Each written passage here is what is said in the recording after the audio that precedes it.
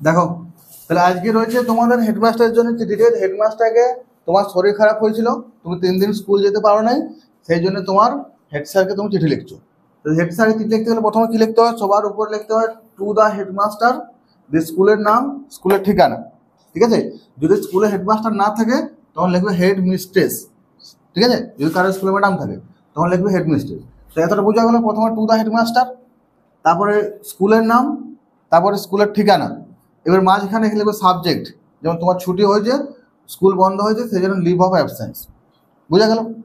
এবার দেখো এইভাবে শুরু করবে, স্যার বা রেসপেক্টেড স্যার লিখতে পারো।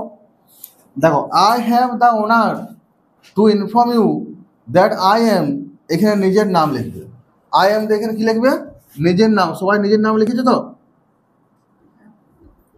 এখানে নিজের ড্যাশার লিখবে নিজের নাম।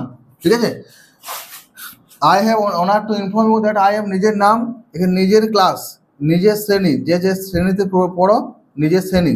কেউ যদি 9-এ পড়ো 9, 10-এ পড়লে 10, 7 পড়লে 7, 8 পড়লে 8, এখানে নিজের নিজের শ্রেণী। ঠিক আছে, এবার দেখো সেকশন, এখানে নিজের নিজের সেকশন, এ অথবা বি। আমি ধরো এই ধরলাম সেকশন এ, নিজের নিজের সেকশন। ঠিক আছে, যার যে সেকশন। রোল, এখানে নিজের নিজের রোল নাম্বার, আমি ধরলাম 1-এর রোল নাম্বার, তাহলে 1 লিখলাম। তাহলে নিজের নাম, নিজের শ্রেণী, নিজের সেকশন, নিজের roll number, a student of এর স্কুল। তাহলে এই লাইনটা প্রত্যেকটা হেডমাস্টার চিঠিতে প্রথমে লিখবে। এই লাইনটা যা সম্মানের সাথে জানায় যে আমি, আমার এই নাম, আমার এই ক্লাস, এই সেকশন, আপনার স্কুলে একজন ছাত্র। ঠিক আছে, এরপরে দেখো বিষয়বস্তুটা, কেন তোমার স্কুল বন্ধ হয়েছে।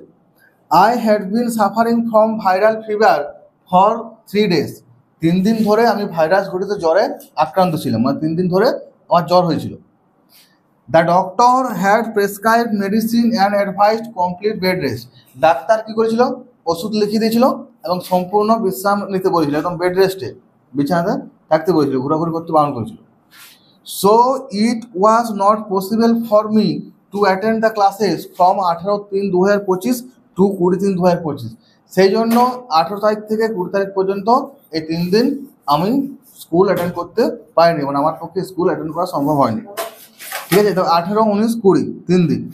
এবার দেখো, so it is my earnest request to you to kindly grant me leave of absence for those 3 days only, তাই আমার বিনীত অনুরোধ, আপনার কাছে আমার বিনীত অনুরোধ এই যে ওই 3 দিনকার ছুটি মঞ্জুর করুন, শুধুমাত্র ওই 3 দিনকার ছুটি মঞ্জুর করুন। তারপর কি হচ্ছে, I shall be highly obliged for ever if you grant me leave of absence, আমি চিরকৃতজ্ঞ থাকবো যদি আপনি আমার ছুটি মঞ্জুর করেন। ওই যে 3 দিন ছুটি হয়েছে, সেই ছুটিটা মঞ্জুর করতে বলছে। এরপরে এইখানে চিঠিটা শেষ হয়ে যাওয়ার পরে এই ডান দিকে নিচে, ঠিক আছে, আমি যেটা এখানে লিখছি এটা তোমরা লিখবে ডান দিকে নিচটাতে।